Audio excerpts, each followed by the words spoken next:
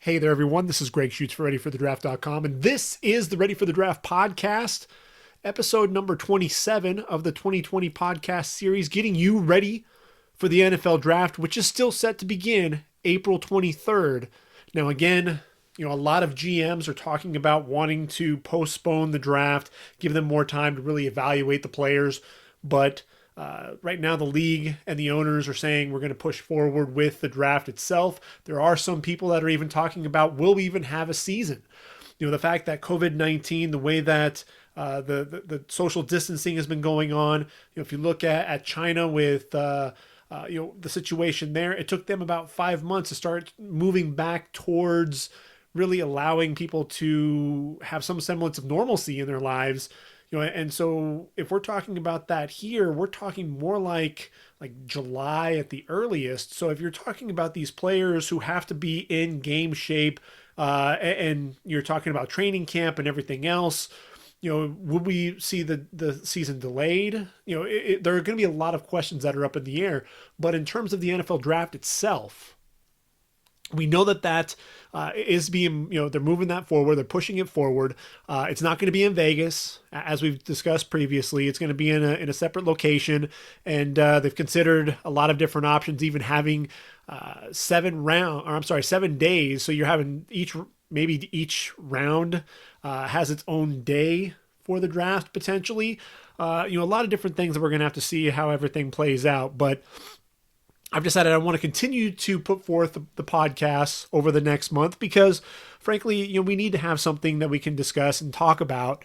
Really kind of give everyone who's been social distancing, staying at home, self-quarantining, give them kind of an outlet, something to discuss, something to talk about, something to listen to, that hopefully we will be able to get back to a sense of normalcy. We'll be able to talk about some of these different moves that have been happening. And frankly, when I look at my mock draft, it's actually looks a little bit different than the last time we talked. You allow me a couple of days to sit there with my mock draft, and my mind starts working a little bit differently. I start looking at things. I look at what grade do I have some of these players? Am I actually putting the players down based on the focus of the team need, the fit of the program, or am I just looking at, all right, who's the next best player in line and just checking off boxes that way? I'm really trying to study who would be a good fit that has a third round grade for this team that would really fit a need and really be a good fit for that program. So that's really the way that I'm going back to the drawing board, if you will, really taking a look at things. And I think I have a pretty good, a good feel for the draft with my mock draft at this point. So the first podcast in this roadshow of NFL divisions, if you will, after free agency. Really, what did the free agency market do with these rosters, with these team needs, and really how does that affect the draft? We did that a couple of episodes ago, and that was with the NFC East. If you look at Washington, things look a little, relatively similar. I had Chase Young coming off the board in round number 1. This is a pick that could they go quarterback? Ron Rivera could very well end up looking to get Tua Tagovailoa. Look, we saw that with Josh Rosen there in Arizona, and then the very next year they took Kyler Murray. Dwayne Haskins, though, I think he came on at the end of the season, showed enough to really say, I think they need to see a little bit more out of Dwayne Haskins before they move on from him. Chase Young, too, was a difference maker. I think you pair him with Montez Sweat and Ryan Kerrigan. Hopefully he can get completely healthy and back to form. But I think that'd be a formidable pass rush, especially with a guy like Matt Ioannidis, who defensive end in that 34 defense, 5 technique, with 8.5 sacks to lead the team. I look at the tackle position in round number 3. I've got Matt Pert. Could very well be off the board in round number 2. Big 6'7" tackle. He's pretty raw, but look, Trent Williams, what is his future? Where do we expect him to be? I think that's a nice pickup for them. And then I had 2 receivers coming off the board to Washington. Not really sure why. They do need a corner. I've got them taking Darnay Holmes out of UCLA there in round number 4. I thought that'd be a nice fit there for Ron Rivera. And then finally, a lot of the receivers, they have Terry McLaurin and, Trae Quinn. And, the receivers are smaller receivers. I wanted to find a bigger receiver for them. Brian Edwards out of South Carolina. Still have that same pick there. The Giants pretty much look the exact same for the most part. I was looking at Tennessee, trying to figure out where I was going to go with round number 1. Ultimately have them taking Ezra Cleveland out of Boise State. Had him going to the Giants. So the only real difference here in the top 4, I'm switching that out, and I've got Isaiah Wilson, the big mammoth right tackle out of Georgia, the junior, 6'6", 350 pounds. You put him on the right side there with Nate Solder on the left side. Now that Mike Remmers is gone, you'll be able to protect Daniel Jones, protect that investment. There's still a chance that Simmons either is off the board or that Gettleman decides to move on, and go ahead and actually take a tackle. If he does that, it'll probably be Jedrick Wills, but I think Isaiah Simmons, too good to pass up, especially there, linebacker who can cover tight ends and running backs out of the backfield, much like we discussed previously. Dallas, change things up a little bit here with them, looking at their roster, looking at how everything shakes out. A lot of people are expecting it to be Clavin Chason. We talked about that previously, about how that's not really going to work. Same thing with CJ Henderson. So if both of those guys are off the board, I'm expecting Stefon Diggs to be their pick there at number 17. I have a safety coming off the board in round 2, Grant Delpit. I think with the safeties, you have Clinton Dix back there with Xavier Woods. And, I'll tell you, Clinton Dix is only going to be a 1-year rental. And I think Grant Delpit will ultimately be get the first crack at being the full-time starter next to Woods. In round number 3, you've got James Lynch the defensive end out of Baylor. This is a guy, Baylor's all-time leading sack artist. A guy who is a lot more twitchy than you would expect, a lot more bend, very physical, very powerful as well. I think he'd complement DeMarcus Lawrence very well. And then receiver, they need to go with another receiver to pair with the duo of Amari Cooper and Michael Gallup. I'm looking at Lynn Bowden Jr. out of Kentucky, very versatile guy who can played quarterback there for the Wildcats, runs the ball extremely well, decent receiver as well. I think that's a nice pick there. Gives Dallas a lot of versatility with their offense. And then finally with the Eagles look pretty much the same. I've got Justin Jefferson coming off the board in round 1, Logan Wilson round 2. Defensive end Khalid Kareem in round 3. Now, round 4, I changed things up a little bit because you've got Miles Sanders there as the running back, but the backfield is going to look a little bit different, especially Jordan Howard's gone, and Corey Clement is a free agent still. I've got Eno Benjamin, another receiver who can catch the football out of the backfield. I think that'd be a nice compliment for Miles Sanders. I've got Anthony Gordon out of Washington State, the quarterback, going off the board at the end of round number 4. You need to have a quarterback who can come in and back up Carson Wentz. They've got Nate Sudfeld there, but I think they need another quarterback in there to really push Sudfeld for that backup job. I think Anthony Gordon is that guy. And then at the safety position, I had Alohi Gilman. I think Gilman's really more of a 5th or 6th round pick when it's all said and done. I'm looking at Brandon Jones out of Texas. Could be a day 2 guy, but I think there's enough there to... I think he'd be a nice pick there at the end of round number 4 for Philly. They have some pieces there at the safety position. Jalen Mills could very well end up being a corner, and if that's the case, they're going to need somebody there at the safety position. Brandon Jones could be that guy. So, change things up a little bit there with episode 2 or episode 26, episode 2 of our tour here. And, Miami, let's see, didn't really change things too much. In round number 3, I had them taking Cam Dantzler, the corner, outside linebacker. They need to put some pressure on the quarterback. Got them taking Anthony Jennings out of Alabama. And, if we look at the other teams that we've discussed, the New York Jets, I actually have them taking 2 outside linebackers. If you look at that roster, Jordan Jenkins is gone. They need to put pressure on the quarterback. Curtis Weaver of Boise State, Josh Uche of Michigan. Weaver, could very well fall to round number 3. That's what I have them have him going.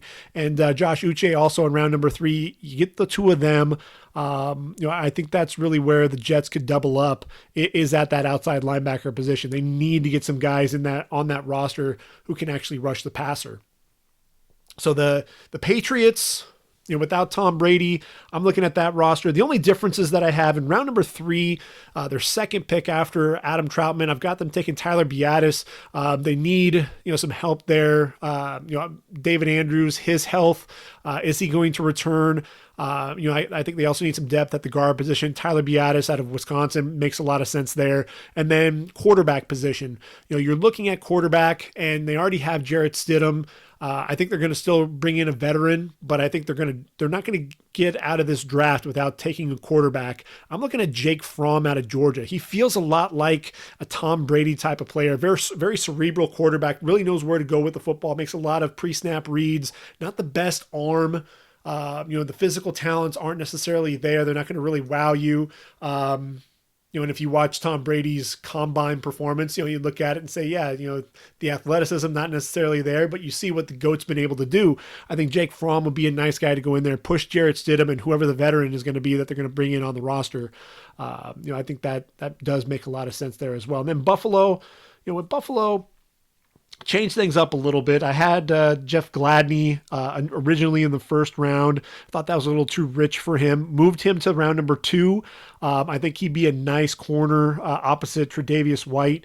They need another edge rusher. Bradley and I still have him coming off the board in round 3. And then round 4, I'm looking at the receiver position. They already have Stefon Diggs, they have Cole Beasley, they have John Brown. Get a big physical receiver like Colin Johnson in there. I had him going to Dallas in my prior mock draft, but I'm really looking at Buffalo. They do have Dawson Knox at tight end, Tyler Kroft at tight end as well. But I think Colin Johnson really get a big physical presence at that receiver position. I think that'd be a nice compliment for what they have going on already in that receiving core. So catching you up on what I've done with my mock draft, and really that's why I haven't released it out onto the website yet, is because of all these changes. Hopefully, I between this podcast and our next podcast, I don't make a ton more changes, but that's ultimately, that's part of the fun of the mock draft and really looking at and studying the draft. I went back and looked at last year's draft and looked at who were the 3rd, 4th, 5th round picks, who came off the board. And that kind of gives you an idea of what to expect in those rounds in 2020 as well. Now granted, you're talking about different needs, different teams and different needs and things like that. But, the same types of players, and really from a grade standpoint, where you saw the players going and who was coming off the board, where does it make sense? So without further ado, let's go ahead and jump into our next visit. And that's really going to be at the NFC North. Now, NFC North, obviously you're talking about the Lions, the Packers, the Minnesota Vikings, and the Bears. Now, the Bears don't have a first round pick, so we'll be taking care of them last. So we're going to go in order of their first round selections, and we're looking at Detroit first. So Detroit sitting there at number 3 overall. And there's a good chance that Detroit could look at Isaiah Simmons. We were just talking about Isaiah Simmons potentially going to the Giants at number 4, but you look at that linebacking core, and I think you have a few pieces. You have Jelani Tavai that you just brought in a season ago. I thought he has some promise there at the linebacker position. You've got Jared Davis. You just brought in Jamie Collins. When you're looking at an outside linebacker, the one that I'm looking at is a possible replacement for Christian Jones. They did sign Reggie Ragland. They signed Elijah Lee. I wouldn't necessarily say that would discourage them from taking a linebacker, but I think they've kind of shored things up a little bit there that would make them turn in a different direction. I think really this is going to come down to if it's not Jeffrey Okudah, then it could be Derrick Brown, the defensive tackle. And I'm looking at Danny Shelton, and the addition of Shelton in there. They do have John Atkins right now slated as one of the defensive tackles to start, and I think they need an upgrade there, but I think they're going to look day 2 to find a replacement there, because I look at Derrick Brown, you put him next to Danny Shelton. I think that'd be a formidable duo, but I'm looking at that cornerback position, and I'm looking at, Desmond Trufant brought in to man one side, and, the trade of Darius Slay, I think that was really what really brought everyone to the forefront looking at this saying, you know what, this is going to have to be a cornerback taken in round number 1. Desmond Trufant, I think, is a nice complementary piece, but he's not going to be your number 1 corner, I wouldn't say. So I'm looking at Jeffrey Okudah. It makes a lot of sense. You can have Justin Coleman play in the slot. Amani Oruwariye, I thought looked really good. The 5th round pick from a season ago out of Penn State. I thought he came on at the end of the season. So I think you're really rounding out a really nice cornerback group. But I'm looking at Jeffrey Okudah, and man, this makes a ton of sense. The fluidity, the length, the ball skills, really athletic there on the outside, and ran sub 4.5, at the combine. Very patient at the line of scrimmage. I think that's one of the things that you really see out of Okudah's game. Stays square to the receiver despite the receiver's initial movements off the line. Forces the wideout to commit before he turns to run. Can get physical with the receiver. Gets his hands on him early to jam and reroute off the line. Does a great job as a boundary corner. Using the boundary as another defender, really pinning his man to the sideline, eliminating any separation, really sticks like glue to the wide receiver with blanket coverage, really physical, making it difficult for the receiver to make a play on the football. Excels in bail technique as well. Gets on top of the receiver on vertical routes before looking back for the ball, leaning in towards the receiver to close the distance as well. Hugs the ball side hip of the receiver, really allowing him to make a play on the football. Extending and reaching at the catch point to make a play on the football. Uses his length and impeccable timing to attack the receiver's hands as the ball arrives to disrupt the catch as well. Even when he's beaten, he has the makeup speed to gain ground late to then attack the football in the air. I think there is some lack of discipline with his game. His eyes, will lose touch of his man. Some of the route recognition could be a little bit better. But look, Okudah, he's the top corner in this year's draft, and I think the Lions made a statement by trading away Darius Slay that this is ultimately going to be Jeffrey Okudah with number 3 overall. So moving on to the second round, I said that they're going to look for a defensive tackle on day 2 and look no further than Justin Madubuike out of Texas A&M. Now Madubuike, he really impressed at the combine. It was 6'3", 293, ran a 4.8 340 while also putting up 31 reps in the bench press. So, showed an awful lot of athleticism, showed some power as well. And I think that's one of the things that you really see out of Madubuike that jumps off the film immediately is his ability to really bench press his man off the line and get off blocks, shed blocks, fill some holes, and offers a little bit of pass rush ability as well. So 24 and a half tackles for loss, 11 sacks in his career, 5 forced fumbles. So he knows what to do when he gets there, not just looking for a sack. He's going to try to strip the ball as well. I look at Justin Madubuike. This makes a ton of sense to me. You have Danny Shelton, you put him in there, Madubuike there next to Shelton. And that really takes care of that loss of A'Shawn Robinson, who's now playing in LA with the Rams. I like this pick at the top of round number 2. There is some talk that Madubuike could potentially get some looks in round number 1. So I think that'd be a really nice pick at the start of round number 2. Looking in round number 3, I'm looking at the receiver position. Now, the wide receivers, you look at Detroit, and you have Kenny Golladay, who is a bona fide, number 1 receiver, 1,000-yard receiver a season ago. And he's the guy who's going to be the favorite target of Matthew Stafford, who, by the way, it sounds like he's got a clean bill of health, battling all those issues with his back. Glad to hear that he's going to be making a full recovery and be out there on the field. But Marvin Jones, Danny Amendola, a couple of smaller receivers there, really kind of round out the top 3 of their receiving core.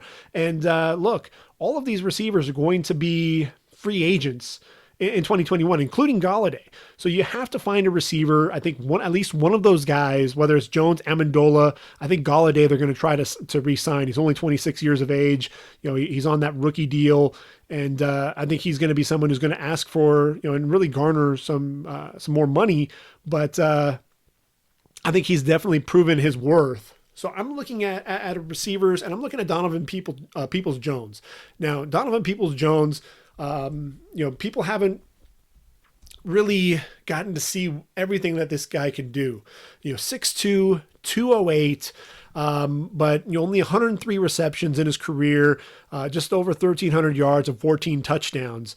What's really kind of disappointing is the quarterback play that he's had.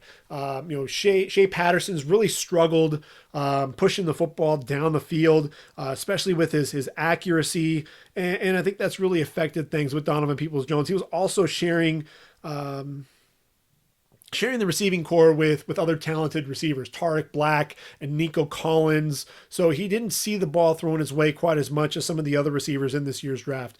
But 18% of his receptions went for touchdown in 2019. So this is a guy who definitely is a playmaker. And if you're watching the combine, Peoples-Jones really put on a show.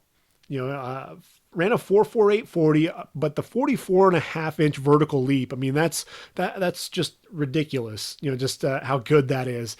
44.5-inch vertical leap. That really showcases the when I talk about the combine, it's really validating what you've seen on game film, and that absolutely does, because you see him high point the football. He times his jumps really well, high points the ball, really extends that catch radius, and that explosiveness is really what you're looking for in a receiver. He's bulked up. He's actually 212 pounds, 33.5-inch arms as well. So he's got some of the longer arms of any receiver in this year's draft class. And so I think when you put all of that together, he could very well end up being a second round receiver, but because of the depth of the receiving core in receiving class, he can fall to the third round, and I'm looking at the Lions at the top of the third round, and I think that's ultimately where Donovan Peoples-Jones is going to go. They got number 66 overall. I'm looking at Peoples-Jones. I think that'd be a nice pickup, and he'd really be one of those receivers. Wouldn't be asked to have to do a lot in 2020 because you have Jones and Amendola on the roster with Golladay. TJ Hawkinson as well, a tight end, but somebody who I think could really step in and take on more of a starter potential in 2021. So we move on to the fourth round, and pick number 109. I'm looking at the Lions. They need to address the interior of that offensive line, I think, a little bit. And sorry, I'm actually jumping ahead of myself a little bit. So before we do that, 84 overall, because Detroit did get the pick from Philly. And I'm looking at Kerryon Johnson. I think there's some injury potential there with Kerryon, and that's one of the things that has to be a concern for the Lions is his health. And so I'm looking at trying to find them a running back who would be a nice complementary back. And I'm looking at Clyde Edwards-Helaire, the big bowling ball of a player. Really reminds you a lot of Maurice Jones-Drew. Not very tall. So when I say big, he's not very tall. He's only 5'7", but he's over 200 pounds. He's 208 pounds. So when you talk about him, he's very powerfully built. And when you look at him as a runner, that's really what he is. He's that bowling ball. He's going to run you over. Really good agility for a guy his size, though. So he's somebody that's, to me, was really fun to watch. I think what kind of separates Clyde Edwards-Helaire from a lot of running backs is his ability to catch the football out of the backfield. Some of the best hands of any running back in this draft class.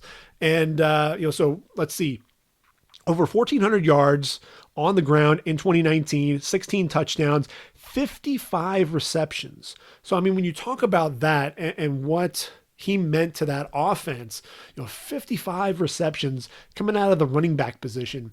So when you talk about that, what that looks like. So Justin Jefferson had 111 catches, Jamar Chase 84. Guess who's number 3 in terms of the number of receptions? It wasn't Thaddeus Moss. It wasn't Terrace Marshall. It was Clyde Edwards-Helaire. So when you talk about that out of the running back position, he's going to be a weapon and could be a guy that you can bring in on first, second, or third down. It could be a 3-down back if you need him to be. You hope that Kerryon Johnson, his health. But look, in 2019, just 113 carries, 403 yards, and 3 touchdowns. That's just not going to get it done. The production there just isn't going to happen. You have Bo Scarborough and Ty Johnson on the roster, but I think adding Clyde Edwards-Helaire really is going to move that running back group in the right direction. And I think if Kerryon Johnson does go down to injury, he struggles with dealing with some of that. I think Edwards-Helaire has the skill set to be a guy who can be a starter at the next level and be very productive for the Lions and be a favorite target of Matthew Stafford as well. So now we'll go ahead and move to round number 4 and the interior line at number 109 overall. And with the Lions up front, you've got Joe Dahl and really Halapoulivaati Vaitai kind of penciled in potentially as your guards. And Vaitai, scheduled in right now as the right guard. He was, if you'll remember, was the fill-in there for Jason Peters during the Eagles playoff run. But he really does look like more like a guard than anything else. Taylor Decker's going to be your left tackle. We know that. Frank Ragnow is going to be your center. We know that. At right tackle, I'm looking at Tyrell Crosby, more than likely going to be manning up there. But with Dahl and Vaitai, Vaitai really feels like more of a swing tackle than anything else. I think they need to address the interior of that line. And I'm looking at Shane Lemieux. Shane Lemieux over 50 starts in his career at Oregon, and a guy who, he's not the best athlete in the world. Although I was pleasantly surprised at the combine, ran a 5'1", 140. But when you look at some of the other numbers, just 25.5-inch vertical leap, and a 3-cone drill at over 8, among the slowest in that group, of offensive linemen. But this is a guy, look, he's not going to be asked to sit there and turn corners a ton. Wasn't really asked to pull. His job more than anything else, he was really, really stout at the point of attack. Very, generates a lot of movement and really just a smart guard. I thought he worked well with Penei Sewell on some of the combo blocks, did a really good job passing off some of the defensive linemen to Jake Hansen on his right, the center, or off to Sewell to then pick up a blitzing linebacker coming up the middle. Really just an intelligent player. So I think adding him, if nothing else, provides some depth to the interior of that line. But a guy who, again, I think he has starter potential. Look, he was coached up by Mario Cristobal, himself an offensive lineman there for Miami, the Hurricanes. And I think the attitude that you really saw out of that Ducks offense, I think that's really what the Lions, if you want to try to start running the football a little bit there, he's going to bring a little bit of that attitude as well. I think that'd be a nice pick for Detroit at the top of round number 4. So those are my picks for the Lions. And let's see. So that's Detroit. So now we'll go ahead and move on to Minnesota. Now the Vikings, look, they had an issue with Stefon Diggs. And, Stefon Diggs was not happy that Minnesota re-upped Kirk Cousins. I thought they made things work after he and Adam Thielen called out Kirk Cousins. They really made it work. And you saw Minnesota get into the playoffs and they're moving everything forward. But at the end of the day, you still know, these guys were professionals. They got through the season, but you know that there's still some of that uneasiness there. And Stefon Diggs, really, he voices displeasure at the receiver position with Kirk Cousins and that continued commitment. So, the Bills were lacking a true number 1 wideout for Josh Allen. And the Vikings ultimately, they wanted to move on from Stefon Diggs. So it really made a whole lot of sense. So you trade Diggs to the Bills, let them get their number 1 receiver. And now Minnesota is sitting there at number 22. They have 2 picks in round number 1, so they could package the picks and move up. But I think you stay here and you go with a receiver. Get the number 1 receiver. Adam Thielen is really 1A. So this could be a complimentary receiver for Thielen, or it could end up being 1B, just like Stefon Diggs was. I'm looking at T. Higgins out of Clemson, 6'4", 216 pounds, and the junior look. Pro Football Focus reported that in 2019, Higgins was targeted 23 times on deep balls, hauled in 15 of those for 565 yards. So everyone talks about the fact that T. Higgins can't separate, but he's a guy who is a deep ball receiver. And he's proven to be that threat down the field, has a huge catch radius, was a weapon in the red zone for Trevor Lawrence as well, posted consecutive seasons with at least 59 receptions, finished with 25 total touchdowns. In 2019, over 1,000 yards, averaging 19.8 yards per reception. Also had a 5-game stretch in November and early December where he posted 10 touchdowns.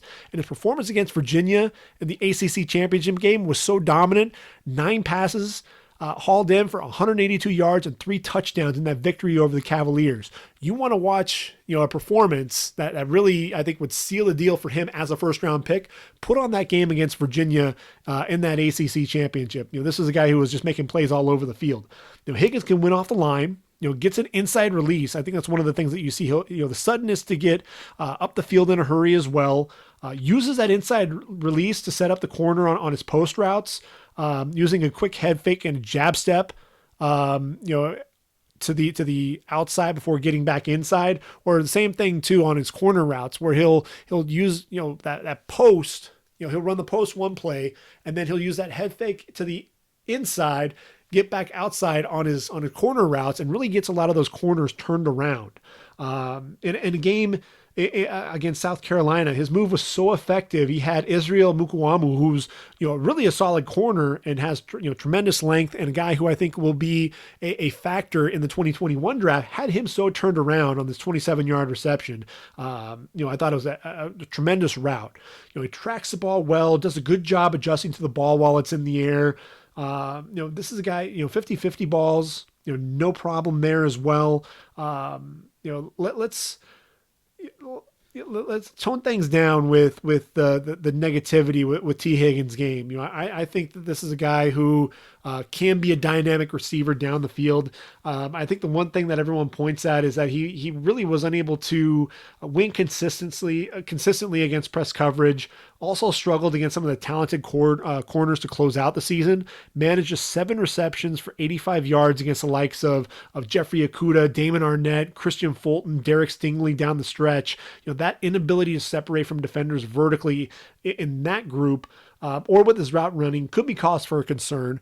But, I think at the end of the day, the whole body of work points to the fact that this guy is somebody, if nothing else, he can create that late separation, but a guy who can make plays down the football field. And that's really what the Vikings are going to need. So I think getting T. Higgins there in round number 1 at 22 overall makes a ton of sense. Now, look, at 25, I think this pick is really going to be used on a cornerback. It has to be.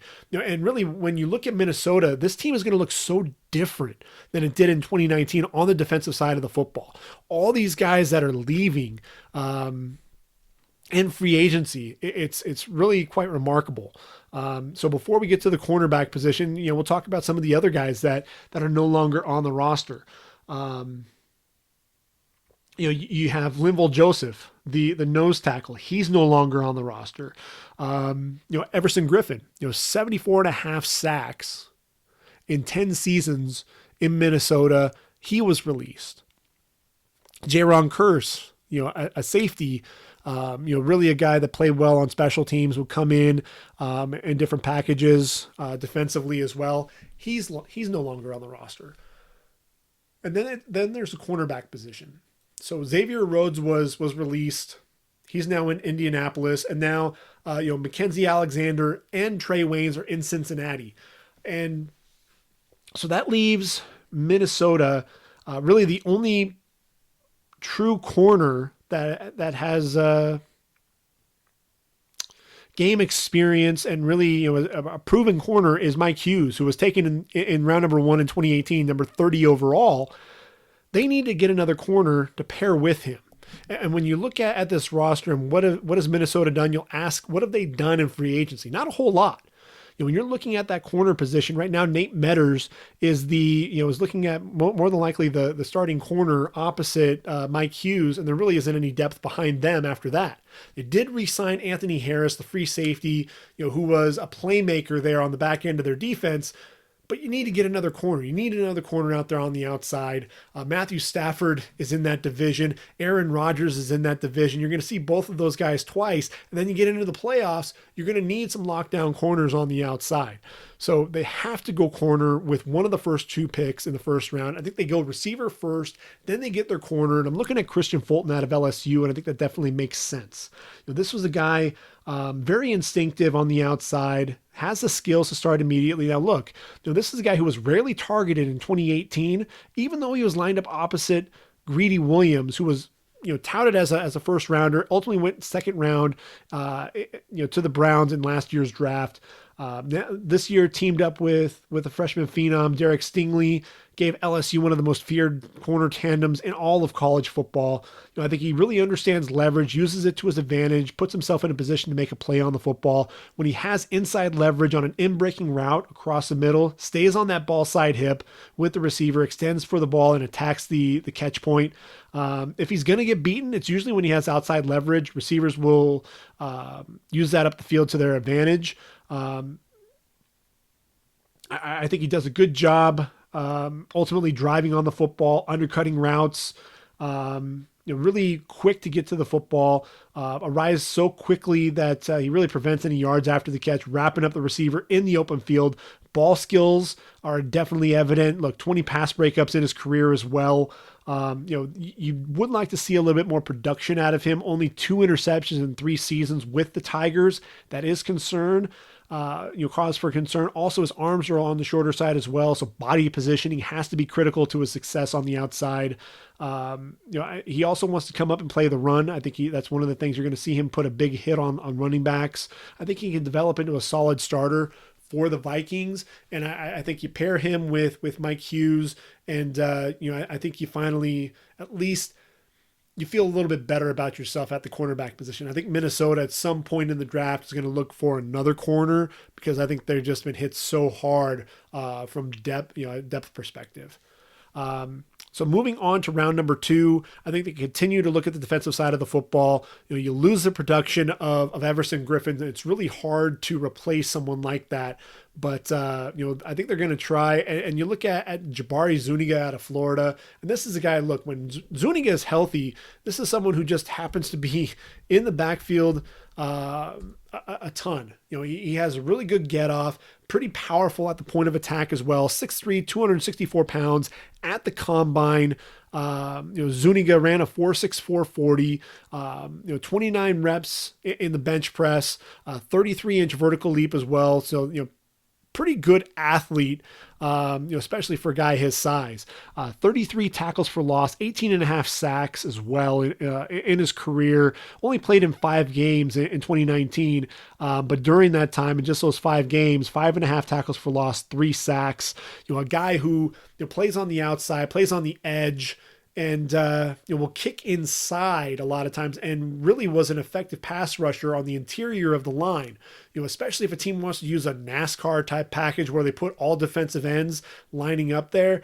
I think he's very versatile in that sense because he can rush outside, can rush inside, uses his hands really well, and the burst off the football, especially as an interior lineman is struggling to deal with his burst. Then with the hands so quick, with a club or a rip move, a good arm over coming off the ball as well, shooting that A-gap, getting into the backfield, making a play on the football. I think Jabari Zuniga, that'd be a nice pickup for Minnesota there in round number 2. Moving on to round number 3, and I'm looking at Minnesota's offensive line, and I think Riley Reif. The big question mark is what's going to happen there. When are the Vikings going to move on from Riley Reif?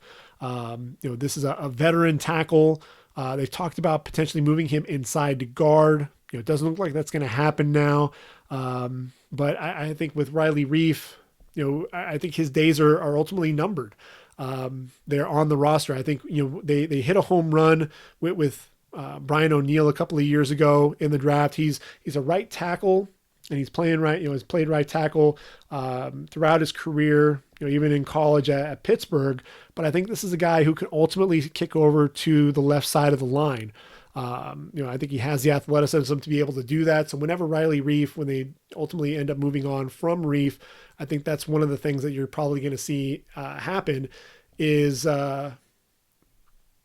ultimately seeing him move over. And I'm having issues with my computer right now. I'm trying to look up. Well, anyway, at some point you're going to have to move on from Riley Reiff. You're looking at Brian O'Neill potentially moving over to the left tackle position, so you're going to need a right tackle. So I'm looking at Lucas Niang out of TCU, and now Lucas Niang. Here's one of the things for me with him. Niang. He was out for the year with a leg injury, so he wasn't able to really take part in a lot of the pre-draft process, unfortunately. But Niang, what I really appreciate about his game, 3-year starter, very physical. I thought he was very quick on his feet as well. Really does a good job getting to his. It was actually a torn hip labrum. That was ultimately what happened with Niang. But he's very athletic. Bends at the knees. That's really one of the things you want to see, some of that flexibility. He fires off the snap, uses his hands very well. Really good use of angles, especially with his kick slide. That's one of the things that you definitely want to see there. He's strong, like I said, does a good job, really sealing off the edge, sealing his man off to the outside, able to redirect on blitzes very well. I think if footwork, if there's anything that really needs to change there with his game, it's going to be the footwork when it's all said and done. But I feel like Lucas Niang is kind of the forgotten man in this entire offensive line class, just because there are quite a few offensive linemen that people are talking about right now, and rightfully so. We have some stars there up in the making, potentially at the top of the draft. You have quite a few guys that you could see on day 2 that come through, and Niang's the guy that really he's kind of the forgotten man because of all those injuries. And, I'm really hoping that, a team like Minnesota does take a chance on him here in round 3. He could be a day 2 guy. I think he was really going to be someone who's going to push, Austin Jackson, Ezra Cleveland, to be that guy who could be either late 1 or early 2. The hip labrum, issue, obviously, kind of put a damper on that. But a guy who I think can be definitely very effective at the next level. Now, I finally got my computer back up and running, and Riley Reiff is going to be a free agent at the end of the 2021 season.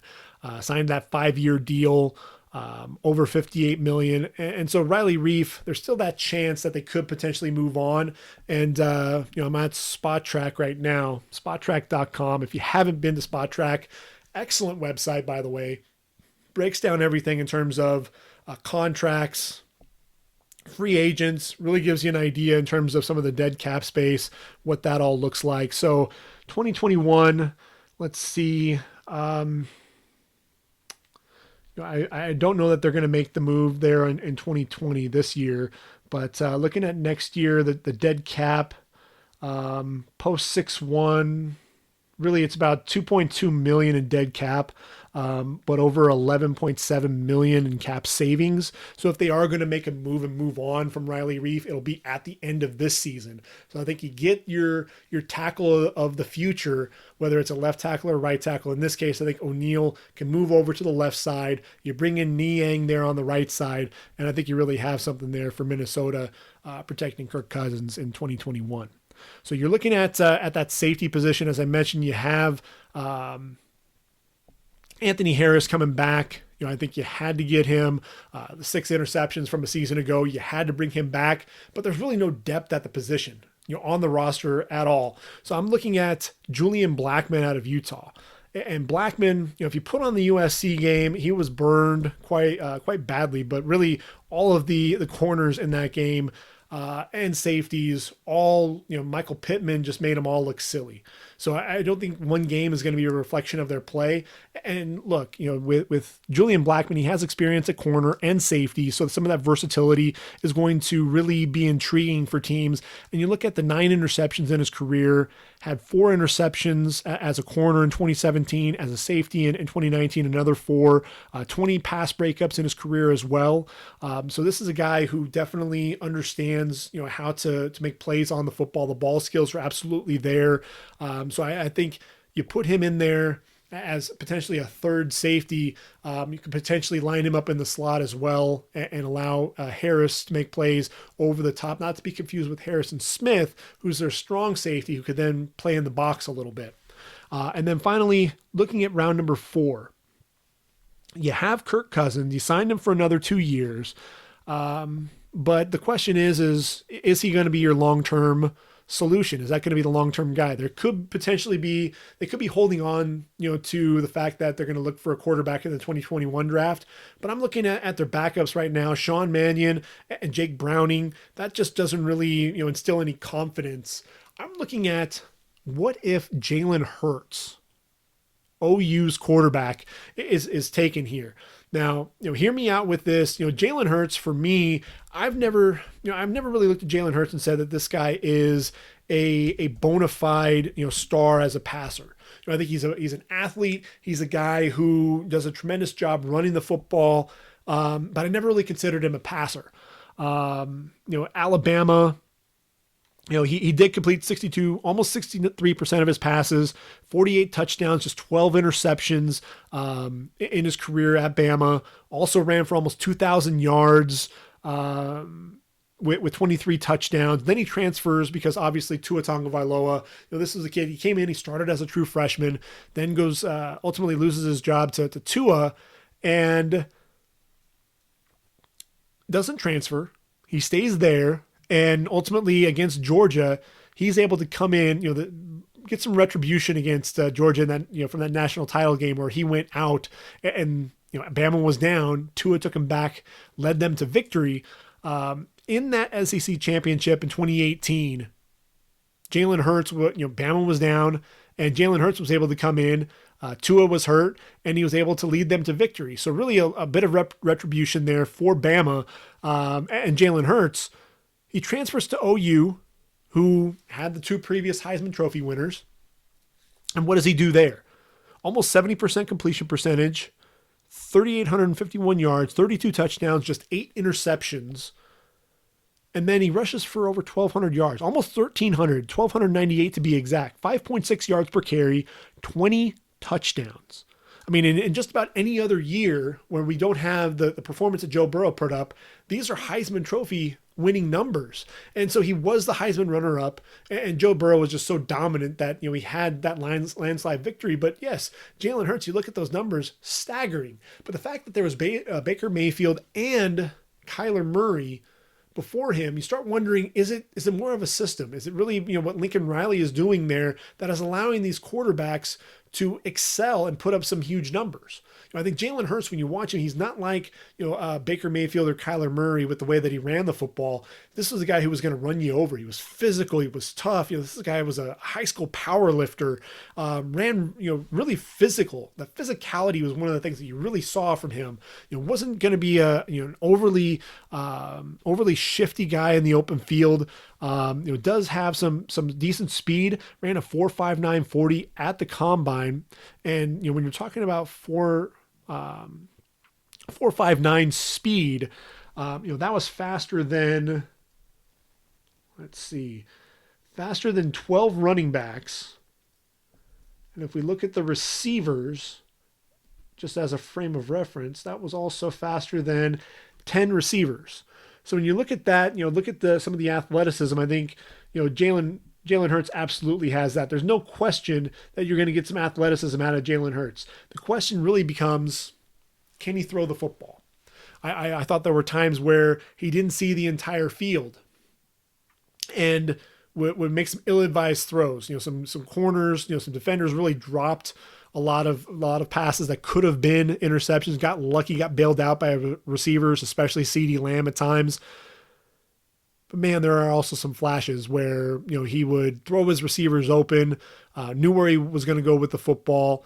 He's very much a one read and go type of a guy. And so you want to see him go through all of his progressions a lot more. But there are some tools. There are tools that are there. And this isn't going to be a guy who can start day one.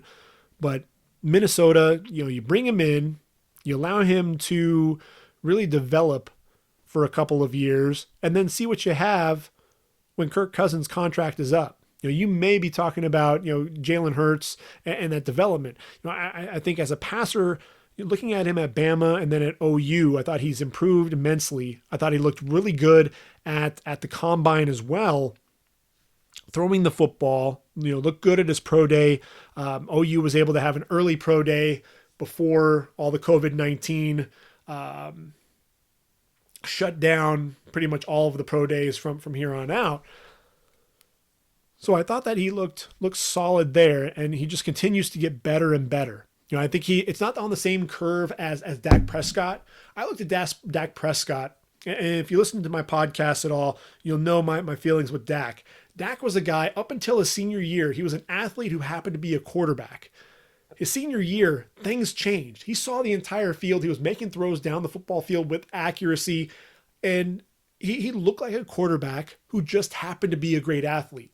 And really, that transformation was ultimately what propelled him into some of his success there as a rookie in Dallas. He was drafted in the 4th round. Jalen Hurts sitting here in the 4th round as well. I don't think that Jalen Hurts is the passer that Dak Prescott was at Mississippi State. I think he still has more of a learning curve and really needs to develop a little bit more, make sure that he sees the entire field, make sure that he's not going to cut loose with the football. Also, stay in the pocket. This is a guy who, Kyler Murray said it, coming out of OU and going to Arizona, that look, the holes are there. The problem is they close so quickly. And Jalen Hurts will have to learn that look, I need to make sure that I'm taking care of the football, not always looking to run, try to find my receivers. When the play breaks down, it's okay to escape the pocket, but extend the play, look for an open man down the field, and deliver a strike. And so I think Jalen Hurts, Minnesota could potentially be one of those teams. I was trying to figure out what would be a good landing spot for Hurts, and this just feels right. I think the timing is right, especially with Kirk Cousins signing the deal. He'll be there for another couple of years. Jalen Hurts can do some development, and then we'll see where he's at, see what you have at that point. Green Bay. So Green Bay, look, I think you have to go receiver if you're Green Bay in round number 1, right? Outside of Devontae Adams, this receiving core really struggled mightily. I think, and to say that, would be an understatement. I'm really a big fan of Allen Lazard, and I want to see Allen Lazard, continue his development. I think Allen Lazard, coming out of Iowa State, he was one of my favorite players in that draft a couple of years ago, and he was an undrafted free agent, and ultimately came onto the roster, and there were some injuries, especially to Devontae Adams and Lazard. In terms of the receivers, 35 receptions, 477 yards, and 3 touchdowns. Now, he was the 5th leading receiver after Devontae Adams. There were a couple of running backs there: Aaron Jones, Jamal Williams, and then the tight end Jimmy Graham, who's moved on to Chicago. Geronimo Allison no longer on the roster. And then, Marquez Valdez-Scantling, your speedy receiver on the outside, had 17.4 yards per reception, but this is a guy who's just really inconsistent right now. So I think Green Bay has to find another receiver. And, Green Bay has already brought in Devin Funchess, another bigger receiver. They brought him in probably as kind of that third receiver option right now. You still have Equanimeous St. Brown on the roster as well. So it's going to be interesting to see, what type of dynamic, what they look for at the receiver position. But I'm looking at number 30 overall. I'm going to give a name that people I don't think are talking about quite as much, and they really should be, and that's Denzel Mims out of Baylor. And no, it's not just because of what he did at the combine, although the combine didn't really, the performance there didn't hurt. Because I think he really blew everyone away. 6'3", 207, ran a 4.38 40. 38.5-inch vertical leap, showed off tremendous athleticism. I think that's one of the things that people were concerned about was, does he have the long speed to separate from guys down the football field? And he proved that he absolutely can. 33 and 7/8 inch arms as well. So some of the longer arms in this entire draft class as well. And then, if you happen to watch the Senior Bowl and what he did there, some of his blocks on Levert Hill, I felt so bad for Hill because Mims was just so physical, was driving him out of the play, driving him to the sideline, just manhandling him, muscling him all over the field. And so definitely helped his draft stock there. But I look at, not only the blocking, but, he was difficult to cover there at the Senior Bowl, showed some suddenness to his route running, a flair for the acrobatic with his catches along the sidelines in the back of the end zone as well. I think about Senior Bowl performances and things that stand out, and I look at Cooper Kupp. Now, Cooper Kupp was a third-round pick, ran a 4.6 40 at the combine, but at the Senior Bowl, he was uncoverable. Nobody could really cover this guy. His release at the line was ridiculous and just really a savvy route runner, knew how to get open. And you see what he's done for the LA Rams, really been one of the more consistent receivers really in the entire league. Mims, 1,000-yard seasons in 2017 and in 2019, finished his career with 28 touchdowns. And if you really do study his tape, you'll see him win in a variety of ways, just like Cooper Kupp. And, Mims really, I think, better athlete than Kupp. But they both, the similarities are, they do get open in a variety of ways. Mim can be a weapon vertically, but he's also just as effective snapping off his routes, coming back to the quarterback, showing his numbers, extending for the ball away from his body. Uses that length that we talked about to his advantage, gives him that tremendous catch radius. You'll see him create late separation down the field using his arm. Keeps it out there. Doesn't really push off or anything like that. Able to elevate over the corner and haul in the pass as well. Tremendous with his adjustments to the football in the air. You'll see him twist, turn, contort his body, making sure that he's in position to make a play on the football. Also has the awareness along the sideline to keep his feet in bounds after securing the catch. And then he's a nightmare in the red zone.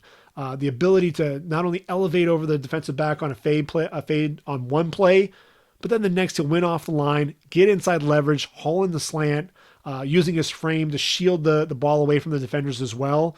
I think what he really does well in those successes, uses his man, faking in one direction with a quick jab step, and then running in the other direction. So, the slant on one play, he may fake the fade and then run a quick slant. And then the very next play, he'll have that quick jab step to the inside, run to the corner, and on a fade the very next. And I look at Mims, he may be too much like other guys on the roster. That might be one of the arguments.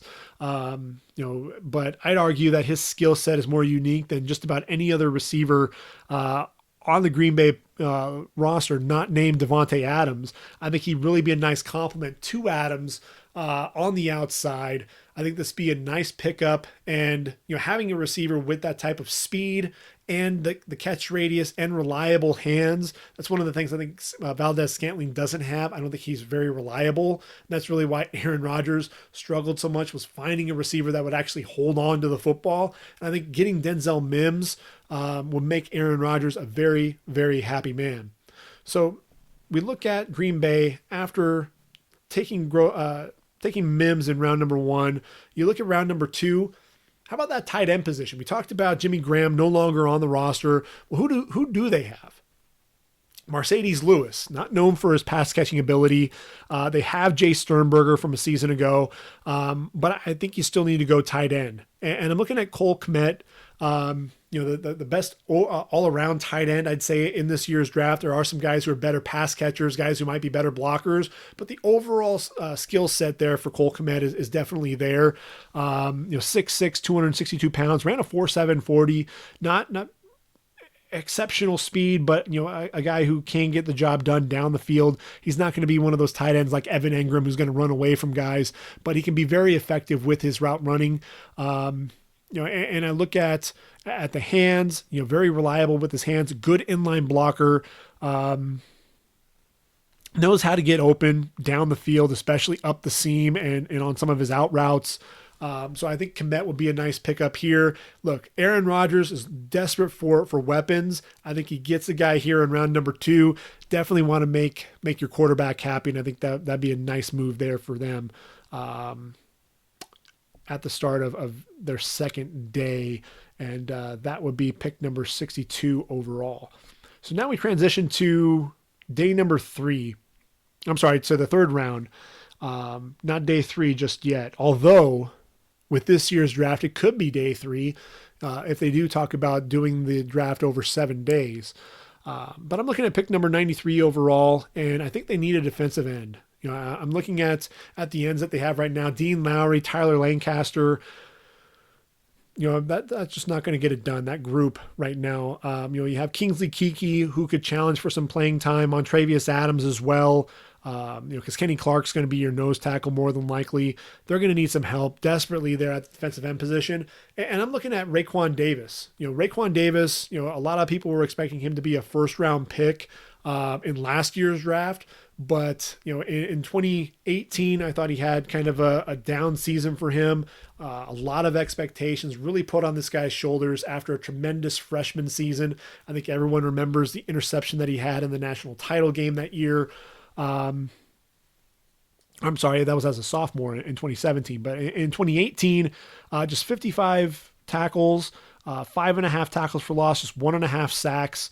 And then this past season, more of the same, just 3 tackles for loss, just a half a sack, just 47 tackles. As compared to just how active he was in 2017 with 69 tackles on the year. So 19.5 tackles in his tackles for loss in his career, 11.5 sacks. And so, there is some cause for concern there with some of that production. So this is one of those production versus potential. And I talked about that with Rashawn Gary. Production versus potential. And the potential was absolutely there. Very athletic. Showed off all the athleticism at the combine. And Green Bay ultimately selected him in last year's draft. I believe it was number 12 overall. So I'm looking at Raekwon Davis. And 6'6", 311 pounds, ran a 5'1", 240, but you're not really expecting this guy to be a burner. Still put up 24 reps at 225 with nearly 34-inch arms.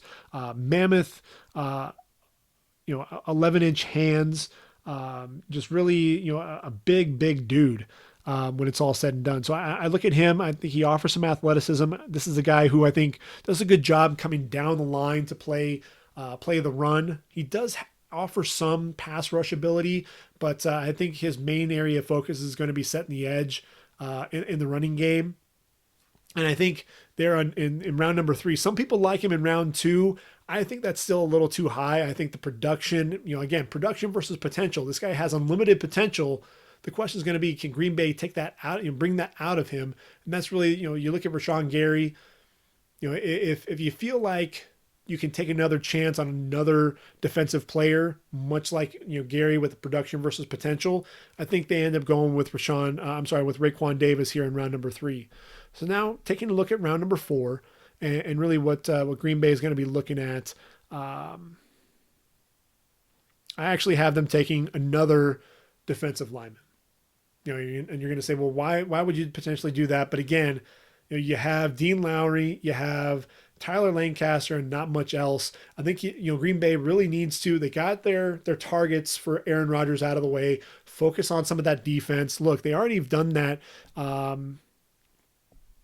in free agency to some degree. You look at the cornerback position. They could go corner. Because they have Jair Alexander and Kevin King, but they need a third corner to pair up with them. You have Darnell Savage and Adrian Amos at the safety position. Your outside linebackers, Preston Smith and Zadarius Smith, absolute beasts. Oren Burks is now going to be on the inside at inside linebacker. Running mate now will be Christian Kirksey, who they got from the Browns. You'll notice that Blake Martinez is no longer there. He's a volume tackler, but limited athleticism. He's moved on to the Giants, along with an outside backer who actually was one of their more productive pass rushers over the last couple of years, in Kyler Fackrell. He's moving to the Giants as well.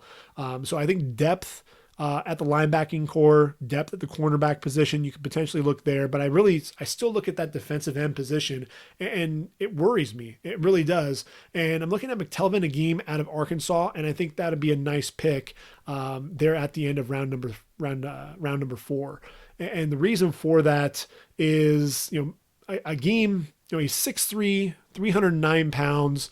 Offer some additional size. I think both he and Raekwon Davis for the Packers up front. I think they need to get a little bit bigger. I think they need to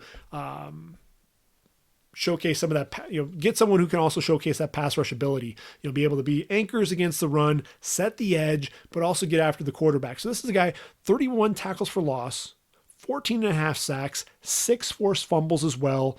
I think Agim is one of those guys that's being overlooked. He's underrated in my opinion. Arkansas, not a ton of people are going to be watching Arkansas football, but this was a guy who I thought had a pretty decent burst. And when you look at a guy who is as big as he is, again, 6'3", 309, ran a 4.98 40, and then put up 27 reps in the bench press.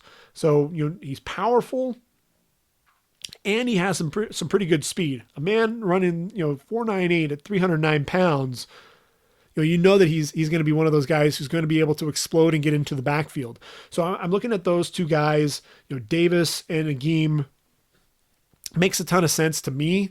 Really be able to shore that up there at the defensive end position. And then I think in round number 5, round number 6, you can start addressing the linebacker position and the cornerback position. I think they'll probably go inside backer, get another linebacker there to play behind Burks and Kirksey. And then I think you go with another corner, a guy who can play in the slot, possibly Josiah Scott from Michigan State in round number 5. And then look for potentially a diamond in the rough outside linebacker there in round number 7. I think that could be a potential direction that they may want to look.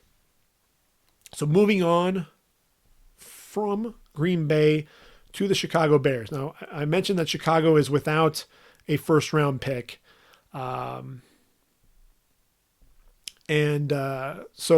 they won't be drafting on day 1. They'll have to wait until day 2 to make their selection. They traded it away to the Las Vegas Raiders in the trade for Khalil Mack. So at the end of the day, I would have made that trade as well. So, but you're looking at Chicago on day 2, and what direction are they going to go? I'm looking at that safety position. And, Chicago sitting there 43 overall. This was a pick that they actually got from Vegas. So they have 2 picks in round number 2. And that safety position, the reason why I say that, they have Deion Bush that they signed to play next to Eddie Jackson, but I really think they need to get a proven safety. And I'm looking at Jeremy Chin. If you haven't watched this guy play, dynamic safety, some people would say he's the best safety in this year's draft class. I don't necessarily want to go that direction just yet, but I wouldn't be surprised if, when it's all said and done, if we're not talking about him as the top safety in this year's draft, in the draft class. And the reason being is, he's big, he's physical, he has excellent ball skills as well. Coming out of Southern Illinois, I think that's really the biggest concern more than anything else when you look at a guy like Jeremy Chin is, are we going to be seeing the same caliber of player, or are we going to be seeing some of that adjustment? I think one of the guys that comes to mind is Nasir Adderley, ultimately taken by the Packers, I believe, and a guy who it was by the Chargers, and has struggled a little bit with moving that up in play, that level of play, because he played at Delaware with the Blue Hens, and I think moving up in competition, there's a learning process and a feeling out process. But when you look at Jeremy Chin, he's a big dude. I mean, he's 6'3", over 220 pounds, 240 tackles in his career. but 13 interceptions. So he had 3 in each of his first 3 seasons, another 4 as a senior, 31 pass breakups, 6 forced fumbles. This is a guy who just plays all over the field. He'll play in the box if you need him to, make some plays around the line of scrimmage, plays excellent, as a deep safety over the top. And then just his ability to read routes, to watch the quarterback's eyes, diagnose plays, and diagnose the routes in a hurry, and really, makes a quick jump on the ball. The break on the football, there's really no wasted movement. A guy who just understands the angles to be able to make a play on the football, and then the ball skills are evident. 13 interceptions and 31 pass breakups. So this isn't a guy who's just going to arrive at the football and try to knock it away. He's going to try to make a play on the football first and foremost. And so I'm looking at the Bears, and man, you put him next to Eddie Jackson, a playmaker there for them, a proven playmaker, and I think you really have something. Stay in there with their pick in round number 2. And I think the Bears have to look at a corner as well. So, they're sitting there at number 50 overall. That's the pick that they actually had. That was theirs. And so the Bears, they have Kyle Fuller, and they picked up Artie Burns from Pittsburgh, who to this point has been a first-round bust. Kevin Tolliver's there at corner as well, but I think they need to look at really invest in another corner, and I'm looking at Bryce Hall. Now, Bryce Hall, if you'll remember, had he come out in last year's draft as a junior or after his junior season, he probably would have been the number 1 corner taken and probably would have been a first-round pick. Opted to come back, but I mean, man, 21 pass breakups to lead the country in 2018. Also had a couple of interceptions, 62 tackles, 3.5 tackles for loss. Got to the quarterback a couple of times with 2 sacks. 6 games into the season, and he tears his ACL. Already had 4 pass breakups, hadn't gotten an interception yet, but this was a guy, teams were really not throwing the ball his way. When you talk about ball skills, when you talk about a guy who knows how to put his body in position to make a play on the football, very, very savvy, understands the routes, plays the sideline to his advantage. I thought, whether it's inside or outside leverage, he just knew where to position his body to make a play on the football. And, I was so sad for Bryce Hall. And really, selfishly, I was kind of disappointed too, because I really wanted to see what Bryce Hall could do. 6'1", 202. I wanted to see what this guy would be capable of as a senior, completely healthy. What type of, stat line this guy could have put up. When you talk about Virginia in that ACC championship, you put him head to head against T. Higgins. Let him play Higgins wherever he lined up all over the field. Let him line up against Justin Ross a little bit as well. Really go up against some of the better receivers in all of college football. I think Bryce Hall would have more than held his own against those guys. And so it's really unfortunate that we didn't get to see that. But I'm looking at that cornerback position. Bryce Hall, if he's completely healed, that leg is healthy, and he's able to come back, then I think he could challenge for a starting spot. I think he'd challenge Artie Burns and could potentially end up taking over that starting spot. I firmly believe that. I think that'd be a great pick there for Chicago in round number 2. No picks in round number 3. So those are really the only 2 picks on day 2 of the draft. And so the pick in round number 3, that actually went again to the Raiders. Had to give up quite a few picks in order to get Khalil Mack. I mean, that's just part of the deal there when you're getting a perennial All-Pro like Mack. But the Bears sitting there at number 140 overall.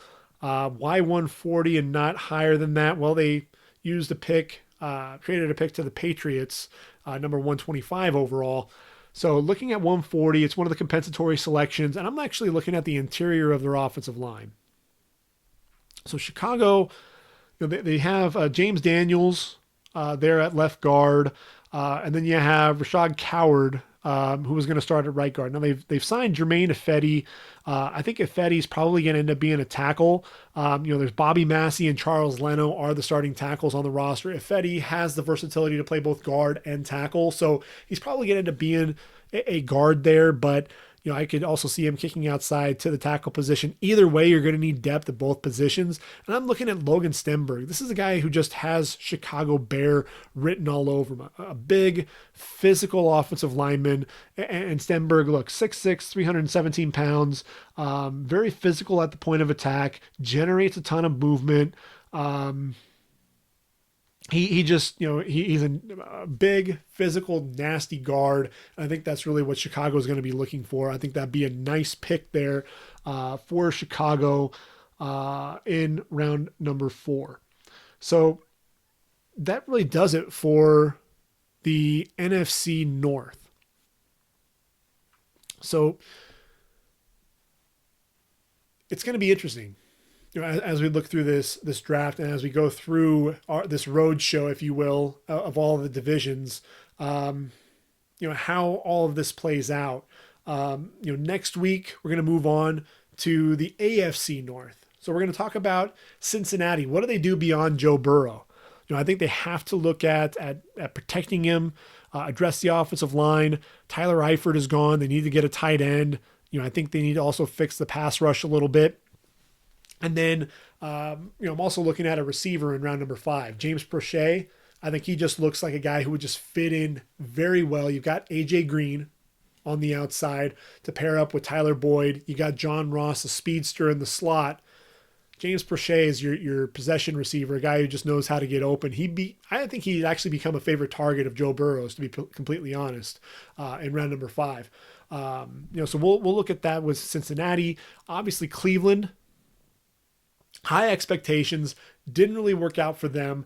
You have to protect Baker Mayfield. We'll talk about this more in more depth next time. But man, Baker, everyone was frustrated with the fact that he wouldn't step up or manipulate the pocket. He'd want to flee either to his left or right. But when your tackles aren't really stepping up for you, what option do you have? I mean, you're getting gun shy at that point. It reminds me a lot of Brett Hundley when he was at UCLA. The offensive line was so porous. This was a guy, he'd make one read and then he was gone. He was taken off. And I think that really affected his draft stock. And so I think really when you're talking about in the NFL circles, Baker Mayfield, a lot of people are like, all right, let's put up or shut up time. Yeah, you had a decent rookie season, but this last year, man, you just wouldn't stay in the pocket. Now you got Jack Conklin at right tackle. If you can get an offensive lineman to play on the left side, really help him with that offensive line, then it'll be, okay, now you'll know what you're dealing with Baker Mayfield. Is it more of what you saw as a rookie, or are you going to see more of the play as a sophomore, in a second season? And that's really going to be the biggest question. Which Baker Mayfield are you going to see? You got to protect him first and foremost to really get that question answered. I think they need to address the interior of that defensive line. I think they've got Larry Ogunjobi, Shelton Richardson. They need some depth behind them. I think they need to fix the pass rush a little bit more, to help out Myles Garrett. I think they need another receiver to complement Odell Beckham Jr. and Jarvis Landry. I think they need to also address the interior of that line a little bit. Wyatt Teller at right guard. Is he truly the answer? I think we can potentially address that. And then with Joe Schobert gone in the middle of that defense at middle linebacker, I think they need to find another inside linebacker to ultimately take over that role as well. So that's Cleveland. Baltimore has a ton of picks in the first 4 rounds. I think the inside linebackers, they have to address that position. Really thin at the inside linebacker position. I think they're going to double up there. I think they need to get another outside pass rusher as well, coming off the edge, an edge rusher. I'm looking at the interior of that line. Marshall Yanda's gone. They need to get a guard that can take over his spot. I think they need to get another receiver in there, a big receiver, a big physical receiver is kind of what I want to see. When you have Boykin on one side, who has some speed, has some size. You have Willie Snead, and then obviously you have a guy like Marquise Hollywood Brown, the speedster. Get in a bigger receiver to complement them. You need a safety. And then I think, the defensive line, especially now that you lost Michael Brockers, ended up going back to the Rams. I think you need to address that defensive end position. So you could potentially see them doubling up there. I think they need to get some depth there along that defensive front. And then finally, Pittsburgh. Pittsburgh also without a first round pick. They ultimately dealt that one away. And if I can get my computer to work, I'll be able to tell you who it was traded to. We actually went to Miami. That was actually a part of the Minka Fitzpatrick deal. And so, that's really the biggest thing that you're going to see there is, Pittsburgh without the first rounder, but I think they can still be very productive in this draft. And I'm looking at some of the guys that I have going there, and I'm really happy about it. I think they need to address both the inside and outside linebacker positions.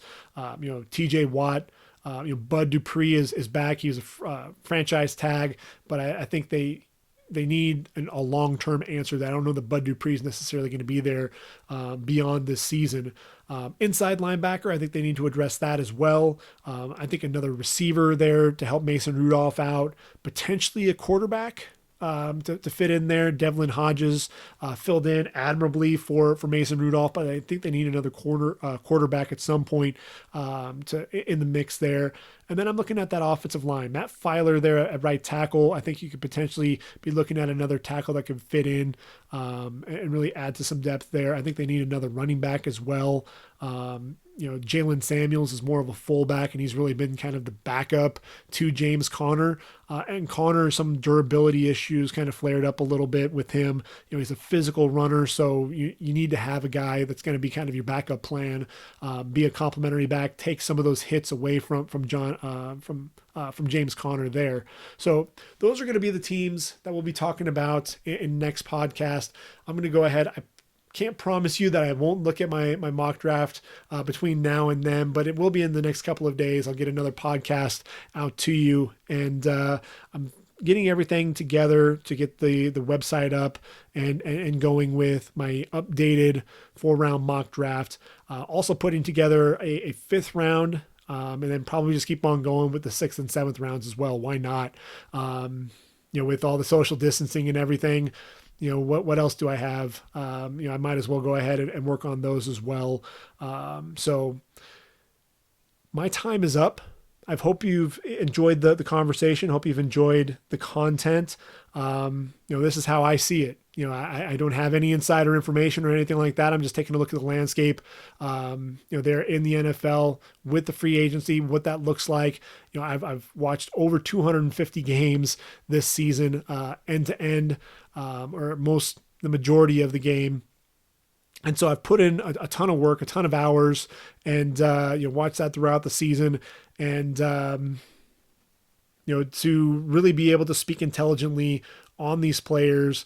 I've watched pretty much all of these players that I've been talking about. I've gotten to watch at least one game from beginning to end for each of these players, at some point during their career, and and seen some highlights and some snippets here and there as well. So I feel pretty comfortable being able to talk intelligently about the players, understand from a grade standpoint what round they should be coming off the board, and then looking at the team needs and really the fits. Is this a guy? What type of player is he? Would he be a good fit for this particular organization, and kind of take things from there.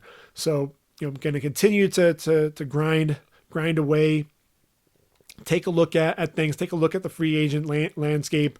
There are still some players that are out there that could potentially affect, not only the first round, but beyond.